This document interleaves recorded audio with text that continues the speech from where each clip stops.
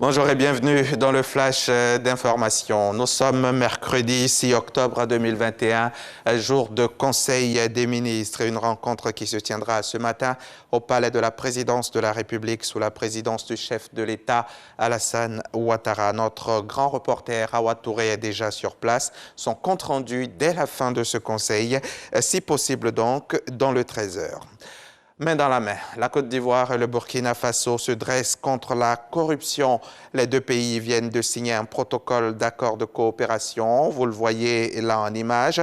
Un protocole d'accord donc afin de mutualiser leurs efforts pour une lutte plus efficace contre le phénomène. C'était à l'occasion d'une séance de travail entre le premier responsable de l'autorité supérieure de contrôle d'État et de lutte contre la corruption au Burkina Faso et bien sûr le président de la haute autorité ivoirienne pour la bonne gouvernance. Le témoignage de Lanciné Bakayoko dans le 13h. Après cette signature d'accord, la délégation burkinabé a été reçue par l'inspecteur général d'État. Une visite inscrite également dans le cadre du renforcement des bonnes pratiques en matière de lutte contre la corruption et infractions assimilées. Tout de suite, les précisions d'Alexis Ouedraogo. En visite d'échange et de travail en Côte d'Ivoire, l'autorité supérieure de contrôle d'État et de lutte contre la corruption était ce mardi à l'inspection générale d'État. La délégation conduite par le contrôleur général Luc Marius Ibraga entend s'enrichir de l'expertise ivoirienne. Il était tout à fait normal pour nous de venir à l'inspection générale d'État pour profiter de l'expérience de l'inspection générale d'État en vue de renforcer les capacités de notre département audit et contrôle au niveau de l'autorité supérieure de contrôle d'État et de lutte contre la corruption, puisque comme l'inspection générale d'État en Côte d'Ivoire, nous avons la tutelle des corps de contrôle de l'ordre administratif. Autre point abordé, celui de la mise en œuvre des nouvelles dispositions communautaires. Nous avons échangé avec l'inspection générale d'État sur les évolutions qui sont commandées par notre réglementation communautaire commune et qui doit voir la transformation de nos inspections générales des services pour les doter d'un volet audit interne, contrôle interne, qui devrait voir le jour. Et je vois que, comme en Côte d'Ivoire et au Burkina Faso, cette réforme est en voie d'être réalisée.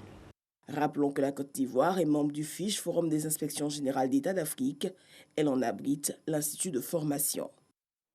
C'est un reportage de Laure Goretti, commenté pour vous par Alexis Ouedraogo.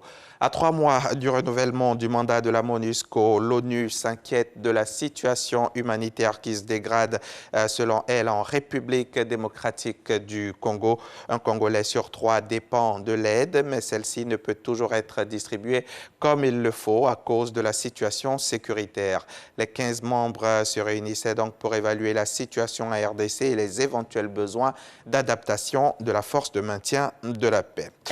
Les élections législatives en Libye auront lieu fin janvier, un mois après l'élection présidentielle maintenue au 24 décembre. L'annonce a été faite hier, donc mardi, par le porte-parole du Parlement, alors que les 2 scrutins devaient initialement se tenir le même jour. Lundi 4 octobre dernier, le Parlement a adopté la loi régissant les élections législatives, un peu plus de 3 semaines après la ratification d'un autre texte controversé encadrant le volet présidentiel du scrutin. Le pays d'Afrique du Nord tente de tourner la page d'une décennie de chaos depuis la chute en 2011 du régime de Muammar Kadhafi.